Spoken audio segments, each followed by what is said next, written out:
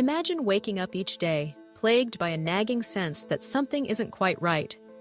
You might check the lock on your door over and over, or wash your hands so many times they turn raw. Yet, even after all these rituals, the worry remains, a persistent storm swirling in your mind. When most people hear OCD, or obsessive-compulsive disorder, they often picture someone who's neat, orderly, or even quirky about cleanliness. But the reality of living with OCD is far more complex, and the myths surrounding this condition can create lasting misunderstandings.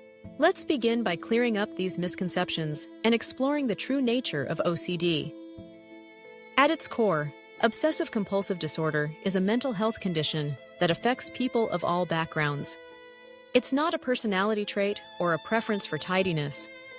Instead, OCD is characterized by unwanted, intrusive thoughts, known as obsessions, and repetitive behaviors, called compulsions, that people feel driven to perform.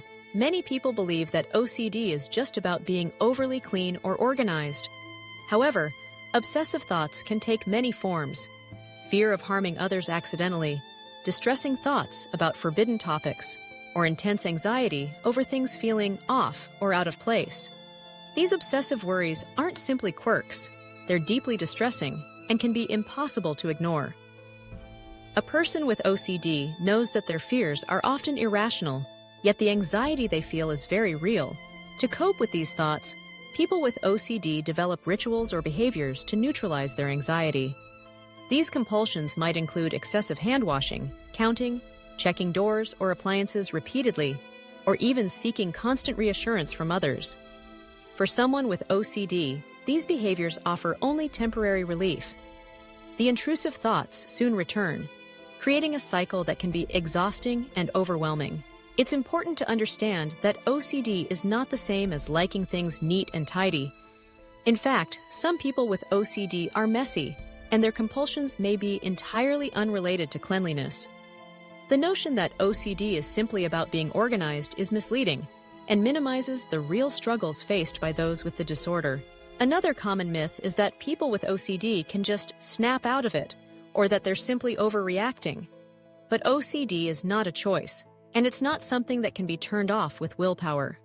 The compulsions and obsessions are driven by anxiety, and resisting them can feel as impossible as holding your breath indefinitely.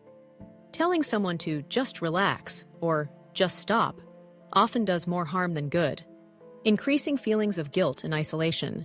The myths about OCD don't just impact the people living with the disorder, they also affect their families, friends, and communities. Inaccurate beliefs can lead others to dismiss or misunderstand what someone with OCD is experiencing. This stigma can prevent individuals from seeking help, making them feel ashamed for something that isn't their fault. So what causes OCD?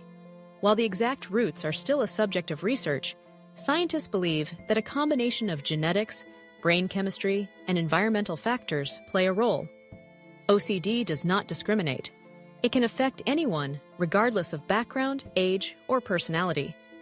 And though it may present itself in childhood, symptoms can also emerge later in life. Fortunately, OCD is treatable.